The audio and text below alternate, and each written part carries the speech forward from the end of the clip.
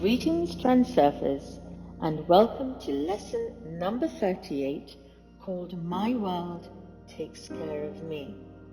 Before I start this lesson, please share, like, and subscribe to my channel so that you're notified by hitting the bell on Mondays, Wednesdays, and Fridays.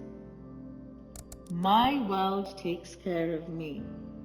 Make this affirmation strong. Whatever circumstances you encounter, even the most mundane, keep repeating this affirmation to yourself. Whatever happens, good or bad, if you meet with a stroke of luck, don't forget to affirm that the world is really looking after you. State this affirmation in connection with every small detail, even when you find circumstances slightly disheartening.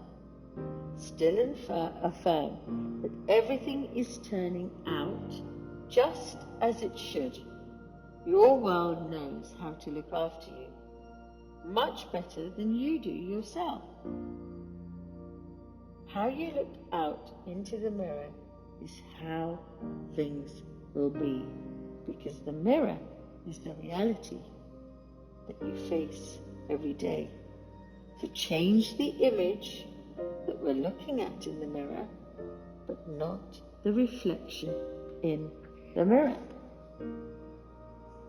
After adding gold to the mirror's reflective amalgam, just as the Venetian masters used to do, make everything in the reflection appear warmer.